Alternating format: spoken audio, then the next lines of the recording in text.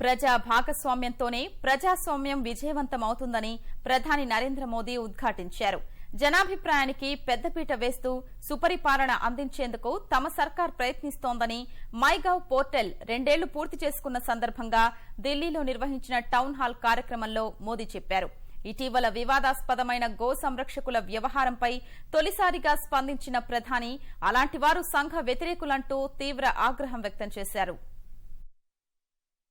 సుపరిపాలనపై ప్రత్యేక దృష్టి సారించినప్పుడే సామాన్యుల జీవితాల్లో మార్పు వస్తుందని ప్రధాని నరేంద్ర మోదీ ఉద్ఘాటించారు. పాలనలో ప్రజా భాగస్వామ్యాన్ని మరింత పెంచడమే లక్ష్యంగా ఢిల్లీలో వినూత్న రీతిలో ఏర్పాటు చేసిన టౌన్ హాల్ కార్యక్రమంలో పాల్గొన్న ఆయన ప్రజలతో నేరుగా మాట్లాడారు. ప్రభుత్వానికి ప్రజలకు మధ్య అంతర్జాల వారధిలా పనిచేస్తున్న మై గవ్ పోర్టల్ 2 ఏళ్లు పూర్తి చేసుకున్న వేళ ఆ వెబ్సైట్ ద్వారా కేంద్రానికి విలువైన సలహాలు ఇచ్చిన వారిలో ఎంపికైన కొందరు అడిగిన ప్రశ్నలకు మోదీ సవివర సమాధానాలిచ్చారు. ప్రజలు 5 ఏళ్లకోసారి ఓటేసి ప్రభుత్వాన్ని ఎన్నుకోవడానికే పరిమితం కాకుండా పాలనలో భాగస్వాములు కావాలని పిలుపునిచ్చారు. సామాన్యులకు లబ్ధి జరిగేందుకు అభివృద్ధి, సుపరిపాలన మధ్య సమతౌల్య బంధం అవసరమని ప్రధాని అభిప్రాయపడ్డారు. लोकतंत्र में सबसे बड़ी अगर कोई महत्वपूर्ण एक ताकत मैं मानता हूं तो वो है ग्रीवेंस रिड्रेसल सिस्टम। क्या सरकार जनता की आवाज सुनती है तो उस पर जिम्मेवारी के साथ रिस्पांस करती है। हमारी गुड गवर्नेंस की आवश्यकता है।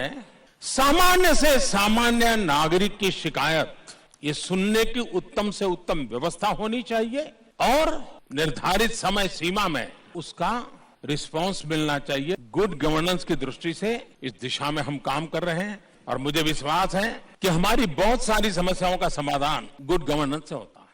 ప్రతికూల పరిస్థితుల్లోనూ భారత్ 7.6% వృద్ధి సాధించడాన్ని గుర్తు చేసిన ప్రధాని ప్రగతి ఫలాల్ని చిట్ట చివరి వ్యక్తికి సైతం చేరువ చేసేందుకు తమ ప్రభుత్వం ఎన్నో చర్యలు చేపడుతోందని వివరించారు. अब सवाल यह है कि इस आर्थिक विकास से बदलाव क्या आता है। अगर देश के खजाने में ज्यादा पैसा है तो ज्यादा विकास के काम होते हैं, ज्यादा विकास के काम होते हैं तो ज्यादा लोगों को रोजगार मिलता है। उसके जेब में पैसा आया तो पैसा खर्च करेगा तो पैसा फिर बाजार में आएगा, फिर बाजार में आएगा तो वो इकोनॉमी को ड्राइव करेगा। 30 साल अगर हम 8% से ज्यादा ग्रोथ अचीव कर लेते हैं तो दुनिया में आज जो कुछ भी उत्तम देखते हैं वो सारा आपके कदमों में हो सकता है दोस्तों, हिंदुस्तान में हो सकता है।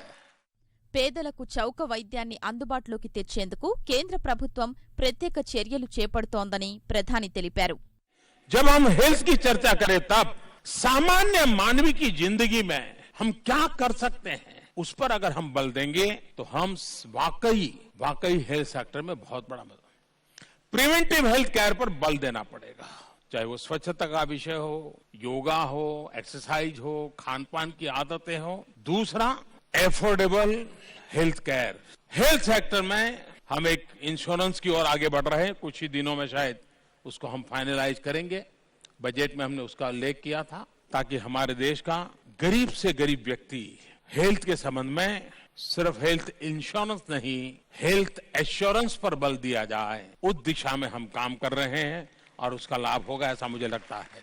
దేశ సంక్షేమమే ఎన్డీఏ ప్రభుత్వ విదేశాంగ విధానంలోని ప్రధానాంశమని మోదీ స్పష్టం చేశారు. एक्चुअली विदेश नीति देश हित की नीति होती है। इंडिया फर्स्ट, बस उसका सेंटर पॉइंट यही है, इंडिया फर्स्ट। भारत के स्ट्रेटेजिक जो हित है उसकी रक्षा हो, भारत आर्थिक दृष्टि से फले फूले, दुनिया में जहां जगह हो वहां पहुंचे। आज वक्त बदल चुका है, पूरी दुनिया इंटरडिपेंडेंट है। इसका बारीकी से समझना, उपयोग करना और भारत के हितों की चिंता करना, ये मैं समझता हूं बहुत बड़ा काम है। గో సంరక్షణ పేరిట చట్టాన్ని తమ చేతుల్లోకి తీసుకుని రెచ్చిపోతున్న వారిని ప్రధాని నరేంద్ర మోదీ తీవ్రంగా తప్పుబట్టారు. गौरक्षा के नाम पर कुछ लोग अपनी दुकानें खोल करके बैठ गए हैं। मैंने देखा है कि कुछ लोग जो पूरी रात एंटी सोशल एक्टिविटी करते हैं, कुछ लोग, लेकिन दिन में गौरक्षक का चोला पहन लेते हैं। मैं राज्य सरकारों को अनुरोध करता हूं कि ऐसे जो स्वयंसेवी निकले हैं अपने आप को बड़ा गौरक्षक मानते हैं, उनका जरा डोजियर तैयार करो। 70-80% ऐसे निकलेंगे जो ऐसे गोरख धंधे करते हैं जो समाज स्वीकार नहीं करता है, लेकिन अपनी उस बुराइयों को से बचने के लिए ये गौरक्षा का चोला पहन करके निकलते हैं। सचमुच में वो गौ सेवक है तो मैं उनसे आग्रह करता हूं, एक काम कीजिए। सबसे ज्यादा गायें कत्ल के कारण मरती नहीं है, प्लास्टिक खाने से मरती है। अब ये जो समाज सेवा करना चाहते हैं, कम से कम गाय को प्लास्टिक खाना बंद करवा दे और प्लास्टिक लोगों को फेंकना बंद करवा दे, तो भी बहुत बड़ी गौ सेवा होगी। జాతీయ రర్బన్ మిషన్ ద్వారా దేశంలో ఎంపిక చేసిన 300 గ్రామాల్ని అభివృద్ధి కేంద్రాలుగా తీర్చిదిద్దేందుకు ప్రణాళికలు రూపొందిస్తున్నట్లు ప్రధాని మోదీ తెలిపారు.